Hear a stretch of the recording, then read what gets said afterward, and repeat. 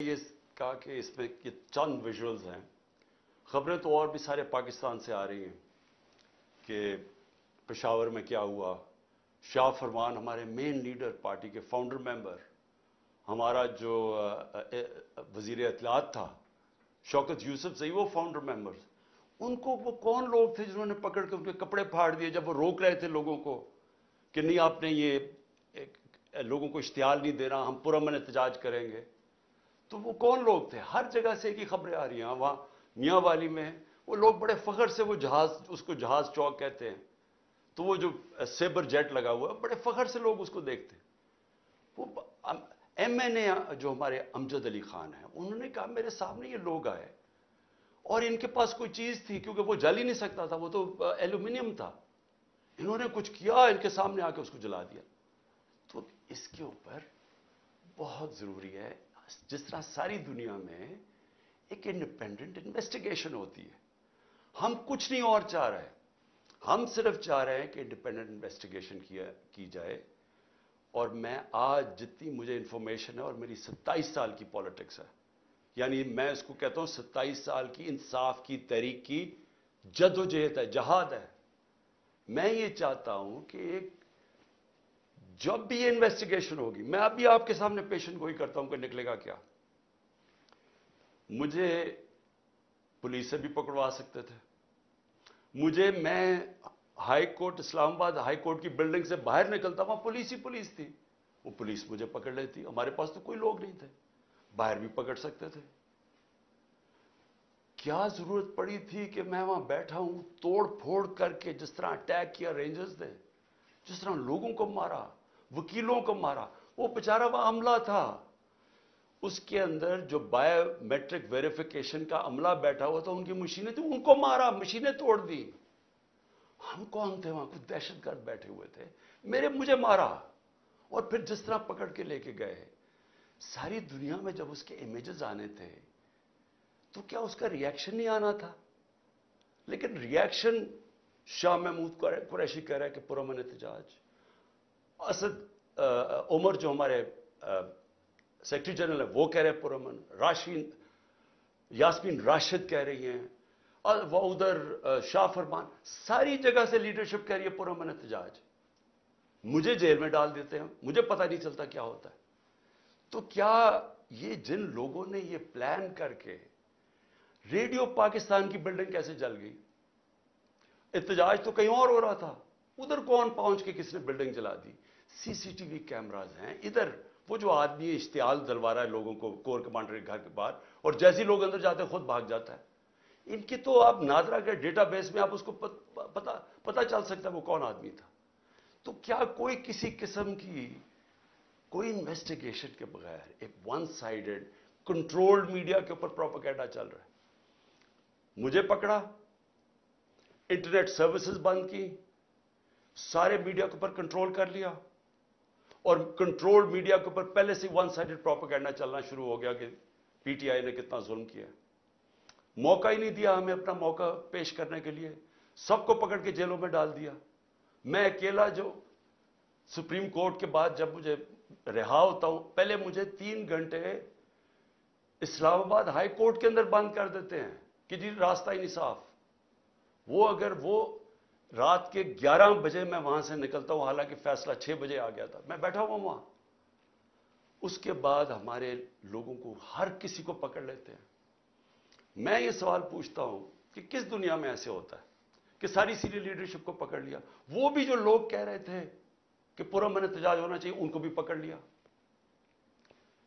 वो लोग जिन्होंने हमेशा बात की कि हम PTI आइन और कानून के बीच में रहना चाहते हैं, सारे आज जेल में हैं, सारी सीनियर लीडरशिप जेल में, ये छुपी हुई है।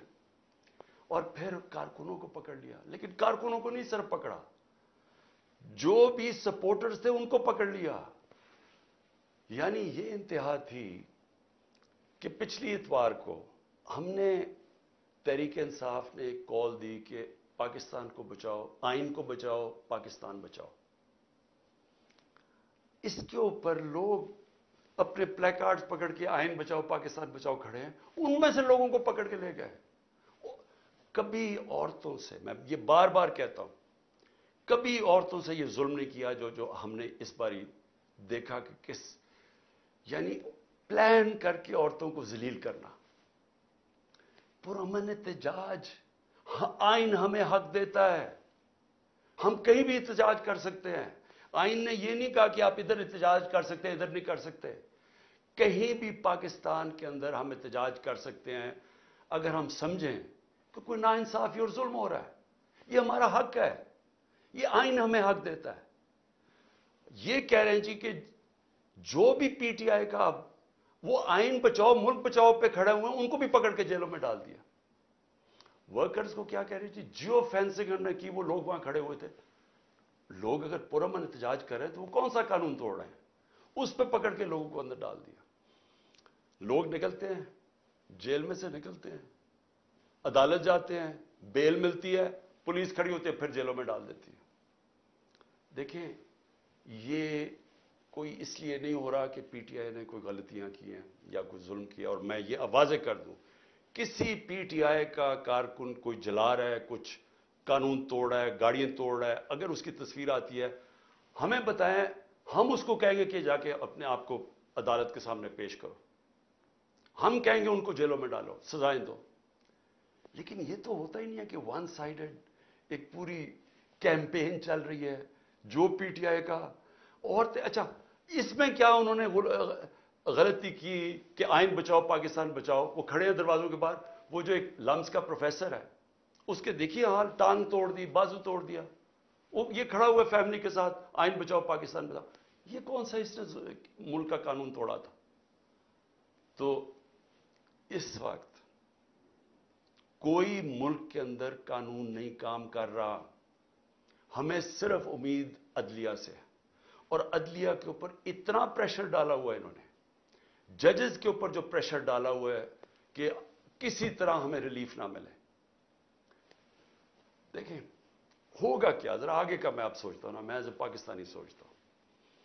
اگر تو مجھے کوئی یہ بتا دے، ہماری یہ پی ڈی ایم کی ساری جماعتیں بتا دیں، ہماری اسٹیبلشمنٹ بتا دیں مجھے کہ جی ہمیں یہ بتائیں کہ اگر اب آپ نے ہمارے جو 2 الیکشنز جو ہونے چاہیے تھے 14 مئی کو، ایک پنجاب کا اور اس کے بعد پختونخوا کا، پاکستان کا آئین توڑا گیا ہے، آئین ٹوٹ گیا پاکستان کا، انہوں نے الیکشن نہیں کروایا. یہ کیئر ٹیکر گورنمنٹ اب غیر قانونی بن چکی ہیں، ان کے سارے آرڈرز انلیگل ہیں.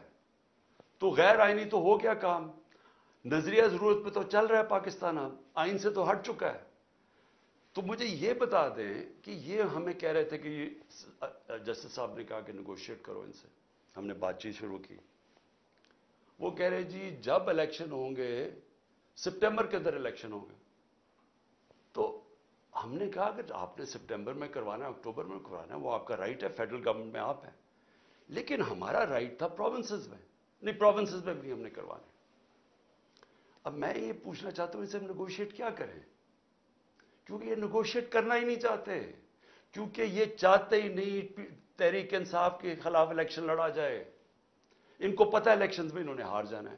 سو یہ جو سارا سازش ہو رہی ہے یہ ہو ہی ایک وجہ سے رہی ہے کہ تحریک انصاف الیکشن لڑنے کے قابل ہی نہ رہے، اور پھر یہ اپنی طرح جب یہ سمجھے کہ پی ٹی آئی اب بالکل دب چکی ہے تب یہ الیکشن کروا کے جیت جائے اور پھر واپس آ جائے. تو اسٹیبلشمنٹ سے بھی میں پوچھتا ہوں کہ اس سے ملک کو کیا فائدہ ہے؟ چلے میں مان گیا پی ڈی ایم آگی، وہ تو ابھی بھی بیٹھی ہوئی ہے، لیکن پاکستان کو اس کا کیا فائدہ ہے؟ کیا اکتوبر میں ہماری اکانومی بہتر ہو جائے گی، مہنگائی کم ہو جائے گی؟ میں سمجھنے کی کوشش کر رہا ہوں کہ کیا چینج آئے گا، کیونکہ پاکستان تو ایسے کر کے نیچے جا رہا ہے، سب کے سامنے پاکستان کے حالات ہیں. تو پاکستان کو اس کا کیا فائدہ ہے؟ آپ مجھے یہی بتا دیں کہ پاکستان کو اس کا اکتوبر میں الیکشن کا کیا فائدہ ہے. مجھے یہ بتا دیں کہ اچھا -1 کر دیں عمران خان کو، اس سے پاکستان کا یہ فائدہ ہے، وہ بھی مجھے بتا دیں، میں -1 ہونے کے لیے تیار ہوں. ملک تو نہ میرا تباہ ہو.